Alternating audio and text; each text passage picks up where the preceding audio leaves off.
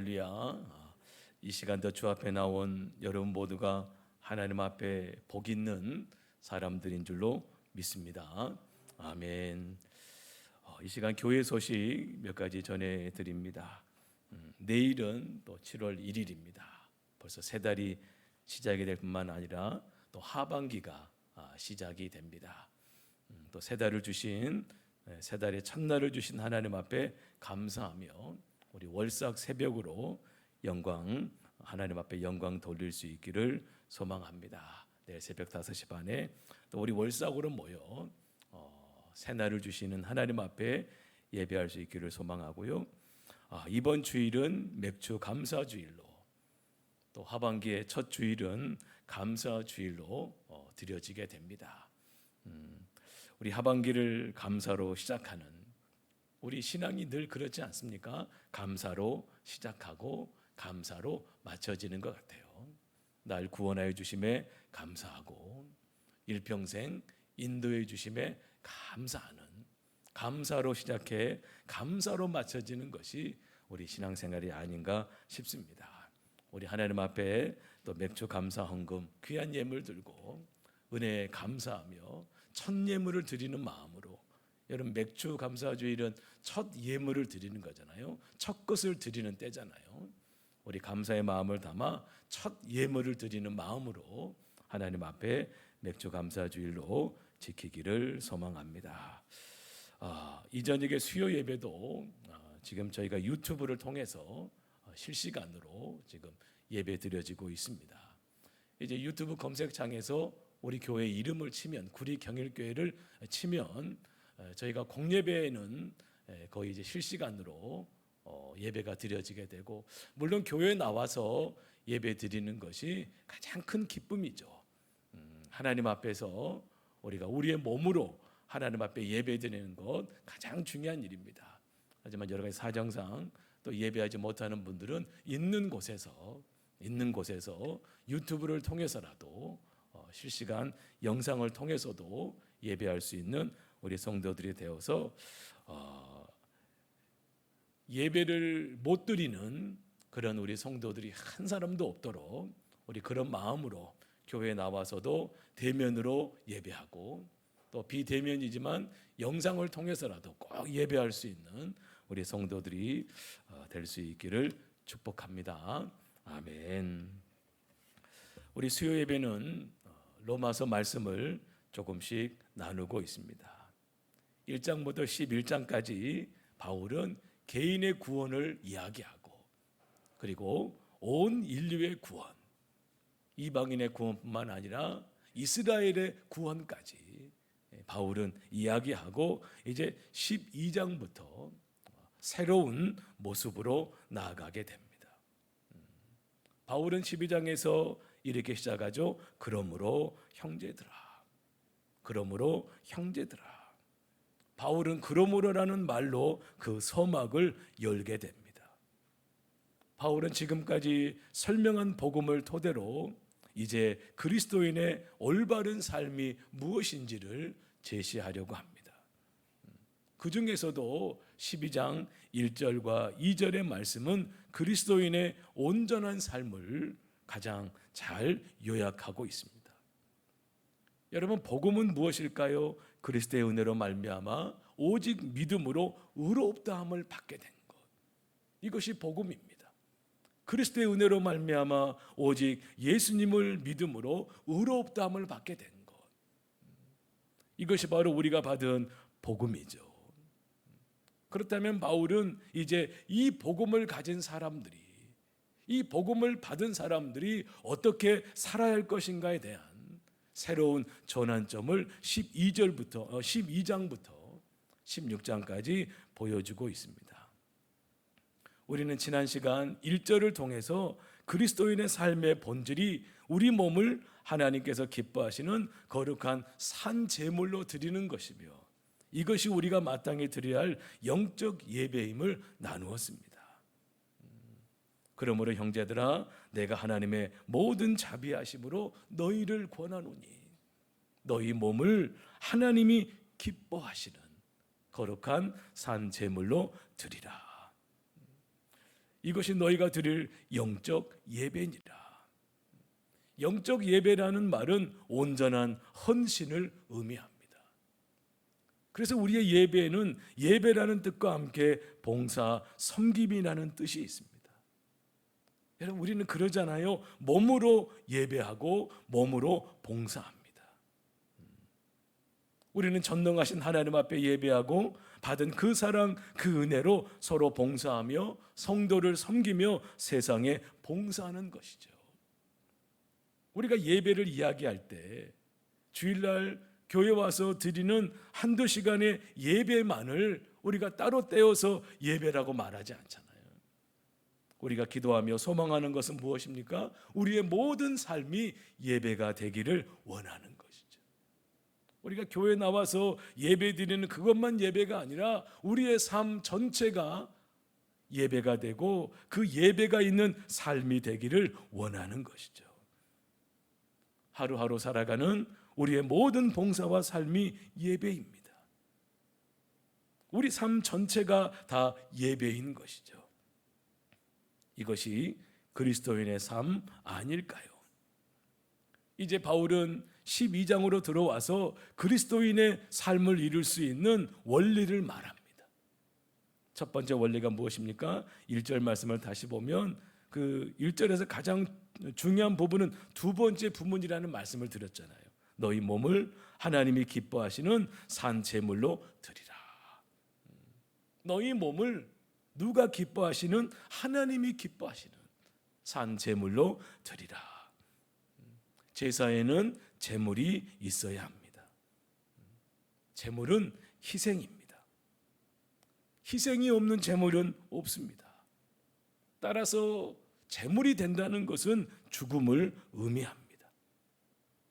예수님께서는 온 인류의 죄를 씻어주시기 위해서 친히 그분의 몸을 들여 무엇이 되셨습니까? 화목제물이 되셨다라는 거죠. 우리를 위한 화목제물이 되어 주셨다라는 것, 이것이 십자가입니다. 예수님의 희생이 있었기 때문에 우리는 구원을 받았습니다. 이것이 그리스도인의 삶의 전체예요. 예수님의 희생, 예수님의 겸손, 예수님의 섬김이 있었기 때문에 우리는 구원을 받은 것이죠. 이것이 우리 그리스도인의 삶의 전부입니다. 제물은 자기가 잘못한 것 때문에 희생당하는 것이 아닙니다. 다른 사람이 잘못한 것을 대신하는 거예요. 예수님처럼, 예수님이 그러한 제물이 되신 것처럼 자신의 잘못이 아니라 우리 모두의 죄, 우리 모두의 잘못 때문에 그분이 제물이 되신 것처럼 이것이 그리스도인의 삶이라는 거죠. 오늘날 다시 교회가 그리스도인들이 제물이 되어야 합니다. 사실 제물이 되는 일은 쉬운 일이 아니죠. 우리가 예수님을 믿지만 제물이 된다는 것은 쉬운 일이 아닙니다. 너가 희생하라고, 너가 제물이 되라고, 우리가 이런 말을 들을 때 선뜻 이게 쉬운 일이 아닙니다. 하지만 예수님은 이렇게 말씀하셨잖아요. 아무든지 나를 따라오려거든 자기를 부인하고 자기 십자가를 지고 나를 따를 것이니라. 제자에 대해 관한 말씀이잖아요. 누구든지 예수님을 따르려거든 자기를 부인하고 자기 십자가를 지고 예수님을 따라야 한다. 이 말씀은 다른 말이 아닙니다. 제물이 되라는 것입니다. 제물이 되라는 것입니다. 즉 제물은 자기를 부인하고 자기 십자가를 지고 따르는 사람입니다. 하나님의 뜻에 자신의 전부를 내맡기는 삶입니다. 그리스도인의 삶이란 예수님의 십자가 죽음 속에서 하나님의 긍휼을 보며 매일매일 자신의 몸과 마음을 하나님께 기꺼이 바치는 삶입니다. 그리스도인이 이런 사람이기 때문에 그리스도인이 가는 곳마다 예배가 이루어지게 되고 빛과 소금의 역사가 나타나게 되는 줄로 믿습니다. 그렇게 될 때 여러분 기적과 축복과 놀라운 일이 일어나게 되는 것입니다. 이처럼 1절이 그리스도인의 삶의 원리를 정의하고 있다면 너희 몸을 하나님이 기뻐하시는 거룩한 산 제물로 드리라. 우리의 몸과 마음이 하나님께 기쁘게 바쳐지는 것, 이것이 그리스도인의 삶의 원리입니다. 이어서 2절에서는 이제 그리스도인의 행동하는 삶의 원리를 설명하고 있습니다. 이제 1절, 2절 말씀은 우리가 잘 아는 말씀이잖아요. 아마 암송하시는 분들도 많이 계실 거예요. 너희 몸을 하나님이 기뻐하시는 거룩한 산제물로 드리라. 이는 너희가 드릴 영적 예배니라. 2절에서 너희는 이 세대를 본받지 말고 오직 마음을 새롭게 함으로 변화를 받아 하나님의 선하시고 기뻐하시고 온전하신 뜻이 무엇인지 분별하도록 하라. 이 2절 말씀을 보게 되면 하지 말고 하라라는 그런 중심이 나오잖아요. 하지 말고 하라.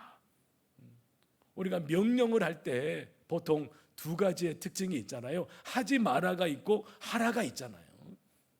너 그거 하지 마. 이게 있고 너 그거 해야 돼. 명령에는 두 가지가 있습니다. 하지 말라가 있고요, 하라가 있습니다. 이것은 우리 삶에서도 마찬가지지 않겠습니까? 하지 말아야 할 것이 있고 해야 할 것이 있다라는 거예요. 이런 점에서 성경은 이 두 가지를 우리에게 분명히 이야기하고 있습니다. 하나님의 말씀 앞에서 우리가 하지 말아야 할 것과 해야 할 것이 있다라는 거죠. 이것에 대한 경계가 불분명해지면 우리가 우리 정체성이 혼란스럽고 우리 마음이 복잡해지고 우리의 신앙이 굉장히 혼미해지는 경우가 많이 있잖아요. 2절에서는 말합니다. 하지 말고 하라. 본받지 말고 하나님의 뜻이 무엇인지 분별하도록 하라. 우리 신앙생활을 하면서 하지 말아야 할 것은 우리 하지 말고 해야 할 것은 꼭 하게 되는 그런 역사가 있게 되기를 소망합니다. 꼭 그런 우리 어린 아이들 이야기할 때 너는 왜 이렇게 청개구리 같냐라는 표현도 쓸 때가 있잖아요. 하지 말라고 하면 하고 하라고 하면 안 하고 너는 왜 이렇게 청개구리 같니? 라고 표현할 때가 있잖아요. 여러분, 우리 그리스도인으로서 하지 말아야 할 것은 하지 말고 하나님 앞에서 해야 될 일이 있으면 정말 마음을 다하고 뜻을 다하고 힘을 다하고 목숨을 다하여 그 일을 감당하게 되는 저와 여러분과 우리 교회가 될 수 있기를 축복합니다. 2절에서 첫 번째 하지 말라는 무엇입니까? 이 세대를 본받지 말고 이 세대를 본받지 말고 이 세상을 본받지 말라라는 거죠. 오늘 2절은 말합니다. 그리스도인의 삶을 살려면 정말 믿는 자로서 복음을 가진 자로서 구원받은 사람으로서 능력 있고 풍성한 삶을 살려면 먼저 하지 말아야 할 것이 있다. 그것이 무엇입니까? 이 세대를 본받지 말라. 세상을 따라 살면, 세상 방법대로 살면 그것은 진짜 그리스도인의 삶의 모습이 아니라는 거죠. 에베소서 4장에 보면 옛사람을 벗어버리고 새사람을 입으라고 할 때 옛사람을 어떻게 설명합니까? 유혹의 욕심을 따라 썩어져 가는 옛사람을 벗어버리고. 여러분, 세상의 문제는 무엇입니까? 세상에 있는 것은 무엇입니까? 썩어져 간다라는 거죠. 영원하지 못하고 썩어져 간다라는 거죠. 여러분, 우리 유혹의 욕심을 따르는 것이 아니라 진짜 그리스도인의 삶을 살려면 이 세대를 본받지 말라라는 거예요. 자, 그렇지만 여러분, 우리는 세상 속에 있잖아요. 우리가 살고 있는 현 주소가 세상 한복판이기 때문에 세상 사람들을 만나야 되고 함께 일해야 되고 함께 대화하고. 그런데 우리가 세상 사람들을 만나면 만날수록 경험하는 것은 무엇입니까? 그들은 우리가 생각하는 것과 사는 방법이 다르다라는 거죠. 오히려 우리를 향하여 왜 너희들은 그렇게 사냐라고 이야기합니다. 여기에 우리의 갈등과 고민이 있는 것이 사실입니다. 하지만 여러분, 우리는 세상 사람들 가운데 있지만 목적이 다른 사람들입니다. 꿈과 비전이 다른 사람들입니다. 세상 사람들은 물질 중심적, 자기 중심적으로 살지만 우리들은 그렇지 않습니다. 우리의 목표는 하나님입니다. 우리는 푯대를 향하여 나아가는 사람들. 우리에게 있어서 가장 중요한 것은 하나님입니다. 하나님이 우리의 목표라는 거죠. 그래서 바울이 표현하는 것처럼 어떻게 하면 하나님을 기쁘시게 할까? 어떻게 하면 하나님께 영광을 돌릴까? 이것이 우리의 목표요, 삶의 의미라는 거죠. 세상을 변화시키는데, 세상을 하나님의 나라로 만드는데 우리의 삶의 의미가 있는 것이죠. 우리 구약 성경을 보게 되면 애굽에서 400년간의 종살이를 한 이스라엘 백성들의 모습이 나오잖아요. 우리나라는 일제에 의해서 36년간의 그런 식민지 지배하에 있었 36년이지만 그 36년 이 시기였어도 여러 가지 면에 있어서 그런 일본의 그런 뿌리가, 그런 잔재가 아직도 우리에게 있는 것이 사실이잖아요. 그런데 이스라엘은 400년간 종살이를 했다면 아마 정치, 경제, 문화, 사고방식 모든 것들이 애굽 사람과 같이 되지 않았겠습니까? 그런데 하나님께서는 이들을 애굽에서 빼내기로 결정하신 것이죠. 모세를 통하여 이스라엘을 애굽에서 탈출시켰습니다. 우리가 구원을 이야기할 때 이것을 이야기하잖아요. 종에서 노예에서 다시 탈출시키는. 하지만 이 과정에서 마귀가 쉽게 놔주지 않잖아요. 애굽에서 나올 때 마귀는 10번을 붙잡습니다. 여러분, 우리가 이런 것을 경험하지 않습니까? 예수님을 잘 믿으려고 하면 꼭 뒷다리를 붙잡는 일들이 일어나는 거예요. 우리 주변에서, 때로는 가까운 사람들에게서, 때로는 환경에서 꼭 나의 어떤 뒷다리가 잡혀지는 그런 일들을 경험하는 거예요. 마귀는요, 쉽게 우리를 포기하지 않습니다. 그러나 하나님은 그 많은 시간 속에서도 이스라엘 백성들을 빼내셨다라는 거죠. 그래야만 하나님의 백성답게 살 수 있기 때문이죠. 그 때를 벗겨내는데 얼마나 걸렸습니까? 그것이 광야잖아요. 40년의 시간이 걸리잖아요. 왜 그랬을까요? 하나님의 백성은 하나님의 백성답게 살아야 하기 때문입니다. 이스라엘 백성들은 애굽에 있으면 안 된다라는 거죠. 이스라엘 백성들은 하나님의 땅에 있어야 된다라는 거죠. 적과 꿀이 흐르는 약속의 땅에 있어야 된다라는 거죠. 믿는 사람들은 어디에 있어야 됩니까? 여러분, 주 안에 있어야 되잖아요. 우리의 주소지는 주 안이잖아요. 아무리 세상 속에서 살아가고 세상 속에 사람들과 함께 있고 세상 속에서 일한다 할지라도 우리의 주소지는 주 안, 하나님 안에 있다라는 거죠. 늘 고백하며 찬송하는 것처럼 주 안에 있는 나에게, 주 안에 있는 나에게. 하나님의 백성은 하나님의 백성답게 살아야 하기 때문입니다. 세상 방법대로 살 수가 없다라는 거죠. 여러분, 우리는 하나님의 형상을 따라 지음받은 우리들이기 때문에 본질적으로 세상과는 안 맞게 돼 있습니다. 아무리 내가 세상과 맞춰보려고 세상 속에서 세상과 내가 한번 맞춰보려고 노력하지만 안 됩니다. 본질적으로 안 됩니다. 우리는 하나님의 형상을 따라 지음받은 우리들이기 때문입니다. 그래서 하나님께서는 이 세상의 때를 벗기기 위하여 이 이스라엘 백성들을 어디로 이끕니까? 광야로 이끄십니다. 그들을 고난 가운데 버려두시는 것이죠. 하나님께서 세상의 때를 벗기시는 가장 좋고 고전적인 방법은 고난이잖아요. 그 고난을 통해서 세상의 때가 벗겨지게 되고 그 고난 속에서 하나님만 의지하게 하고 하나님만 바라보게 합니다. 나무가 잘 자라기 위해서는 가지를 쳐줘야 한다고 하잖아요. 장가지가 많은 나무는 잘 자라지 못합니다. 가지치기를 잘 해줘야 나무가 잘 자라게 된다는. 훌륭한 조각가도 마찬가지입니다. 하나의 그런 돌을 보고 불필요한 부분들은 과감하게 도려낼 때 그래야 작품이 나오는 거예요. 그 부분을 아깝다고 놔두면 작품이 되지 않잖아요.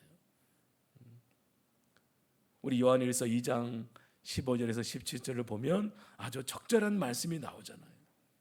이 세상이나 세상에 있는 것들을 사랑하지 말라. 이 세상이나 세상에 있는 것들을 사랑하지 말라. 이 15절에서부터 17절에서도 하지 말라와 하라가 나오더라고요. 하지 마라. 세상에 있는 것들을 사랑하지 말라. 누구든지 세상을 사랑하면 아버지의 사랑이 그 속에 있지 아니하니. 이는 세상에 있는 모든 것이 육신의 정욕, 안목의 정욕, 이생의 자랑이며 다 아버지께로부터 온 것이 아니요 세상으로부터 온 것이라. 세상을 사랑하지 말라. 그러면서 17절에 이 세상도 그 정욕도 지나가되 오직 하나님의 뜻을 행하는 자는 영원히 거하느니라. 하나님의 뜻을 행하라는 거죠. 이 세상을 사랑하지 말고 하나님의 뜻을 행하는 그리스도인이 되어라. 여러분, 우리는 소속과 위치, 신분이 다른 사람들입니다. 세상 속에 있지만 우리는 하나님의 백성이요. 우리의 주인은 예수 그리스도시요. 우리의 통치자는 하나님이십니다. 믿으십니까? 아멘. 그러면 정말 우리가 선택해야 될 것은 무엇입니까? 세상의 방법대로 사느냐 아니면 말씀대로 사느냐입니다. 어느 길로 갈 것이냐? 세상 방법대로 세상대로 세상을 따라가느냐 아니면 예수님을 따라가느냐? 이 문제에 대해서 오늘 본문은 단호하게 말합니다. 구원받은 성도라면 세상을 따라가지 마라. 이 세대를 본받지 말라. 이 세대를 본받지 말라. 그리스도인은 이렇게 살아야 한다. 세상을, 이 세대를 본받지 않는 모습이 그리스도인의 삶인 줄로 믿습니다.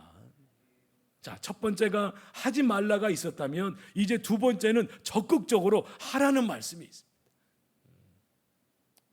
2절 중반부를 보면 오직 마음을 새롭게 함으로 변화를 받으라는 거예요. 변화를 받으라. 변화를 받으라는 말은 거듭나라, 새로운 피조물이 되라는 뜻입니다. 사랑하는 여러분, 우리는 새롭게 변화를 받아야 할 줄로 믿습니다.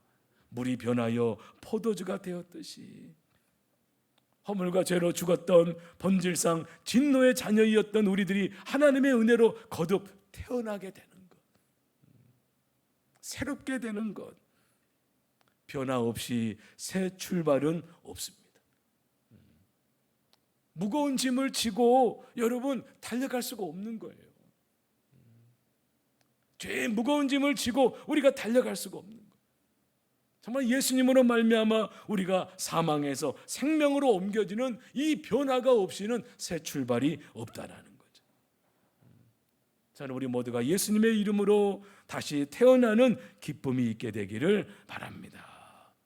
내가 세상 속에 있는 한, 사탄의 손 안에 있는 한 변화되고 싶어도 안 된다라는 거죠. 어찌 보면요, 늘 그 자리예요. 늘 그 자리. 조금 나가는 것 같은데 또 그 자리고, 다시 돌아오고, 몇 발자국 앞으로 나아간 것 같은데 또 다시 돌아오고, 또 다시 돌아오고.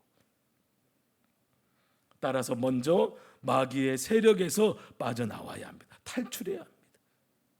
어둠의 세력, 저주와 죽음의 세력으로부터 빠져나와야 합니다. 그리고 빛의 자녀가 되어야 되는 것이죠. 우리 에베소서 5장 8절 말씀을 보면 너희가 전에는 어둠이더니 이제는 주 안에서 빛이라. 너희가 전에는 어둠이었지만 이제는 아니라는 거예요. 이제는 주 안에서 빛이 되었다. 빛의 자녀들처럼 행하라. 우리가 전에는 어둠이었지만 이제는 빛으로 변화되었다라는 거죠.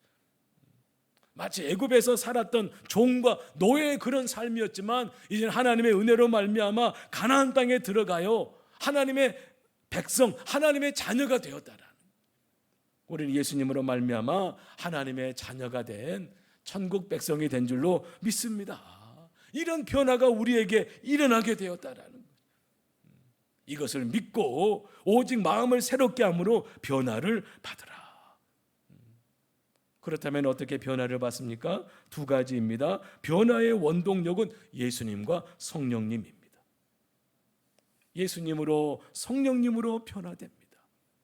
우리 로마서 8장 1절과 2절 말씀을 기억하잖아요. 그러므로 이제 그리스도 예수 안에 있는 자에게는 결코 정죄함이 없나니, 이는 그리스도 예수 안에 있는 생명의 성령의 법이 죄와 사망의 법에서 너를 해방하였습니다.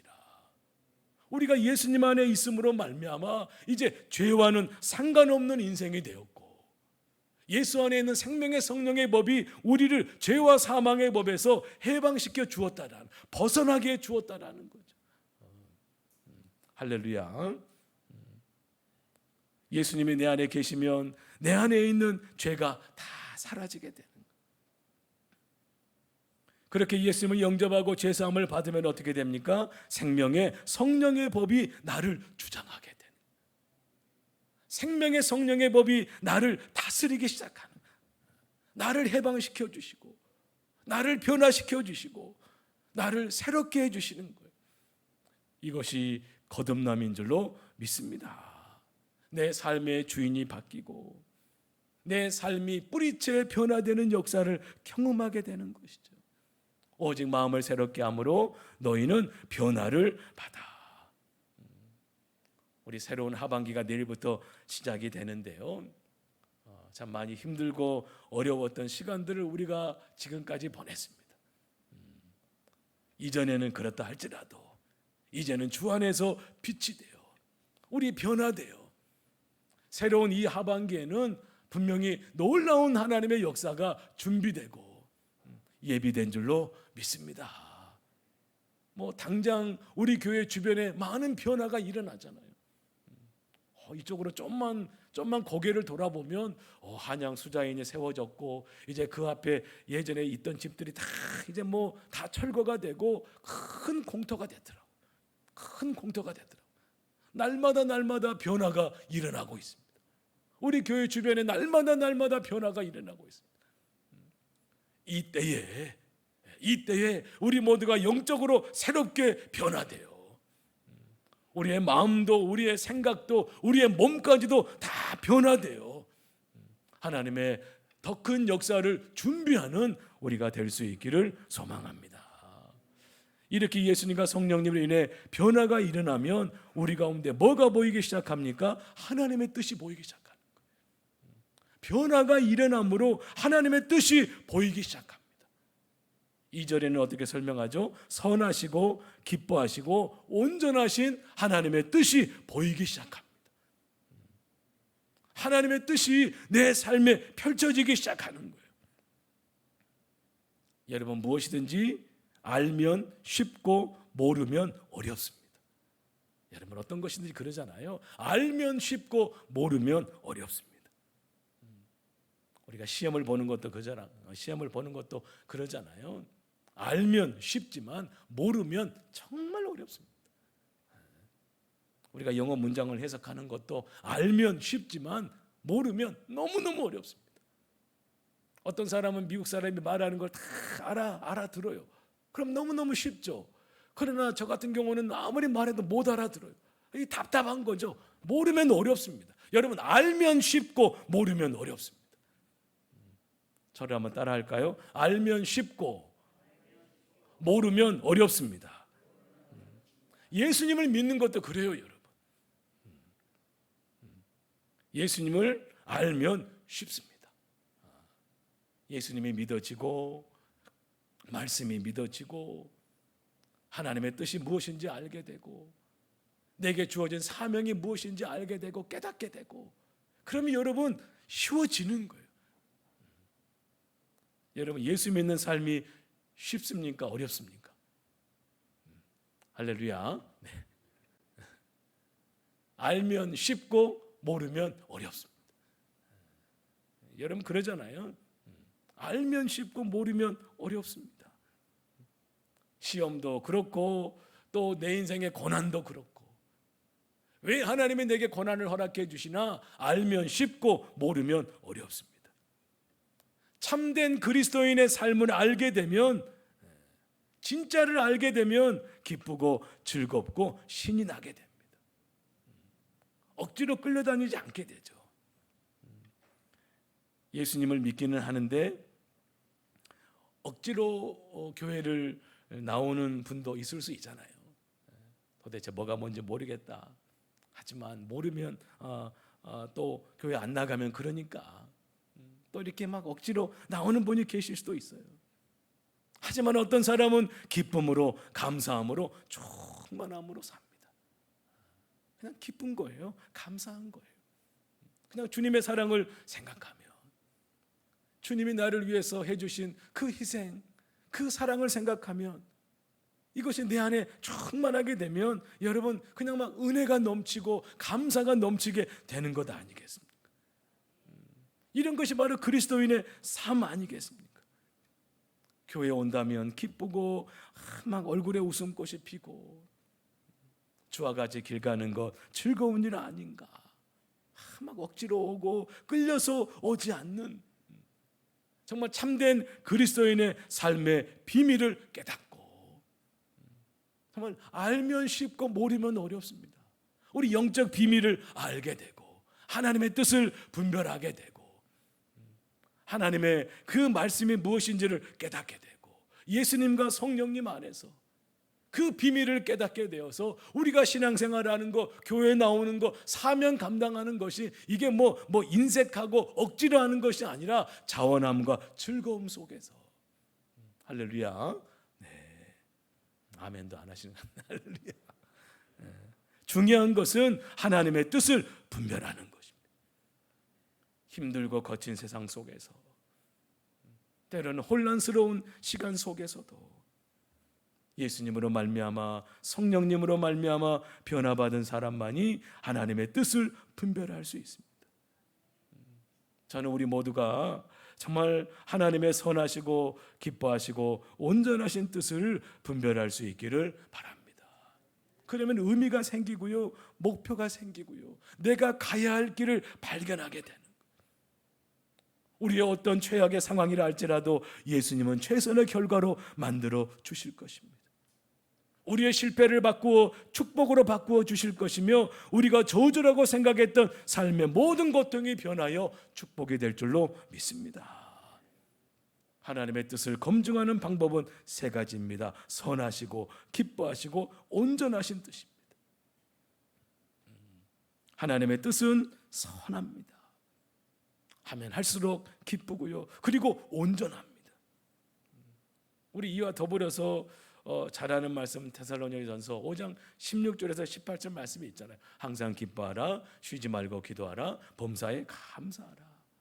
이는 너희를 향하신 하나님의 뜻이니라. 선하시고 기뻐하시고 온전한 뜻을 분별하며 나아가게 될 때 동시에 내 안에 기쁨과 기도와 감사가 흘러넘치게 된다라는 거죠. 우리 오늘 본문 2절에서 두 가지를 배웠습니다. 첫째는 하지 말라. 하지 말라. 이 세대를 본받지 말라. 사람이나 세상 바라보지 말라. 사람이나 세상 바라보지 마라. 마음을 새롭게 함으로 변화를 받아 하나님의 뜻을 분별하라. 하나님의 선하시고 기뻐하시고 온전하신 뜻이 무엇인지 분별하라. 나를 향하신 때로는 고난과 어려움을 통해서도 하나님의 뜻이 무엇인지 분별하라. 그리고 그 뜻대로 사는 것이 바로 그리스도인의 삶이라고.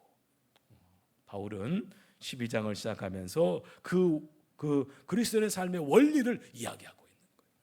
너희 몸을 하나님이 기뻐하시는 거룩한 산 제물로 드리라. 이것이 하나님 앞에 온전함을 이야기하며 이 세대를 본받지 말고 하나님의 뜻을 분별하라. 세상 속에 살지만 세상을 따라 사는 존재가 아니라 하나님의 뜻을 분별하며 그 뜻 가운데 살아가는 존재가 바로 그리스도인이다. 저와 여러분이 바로 이런 그리스도인들인 줄 믿습니다. 이 세상은 그러한 그리스도인들을 기다리고 있습니다.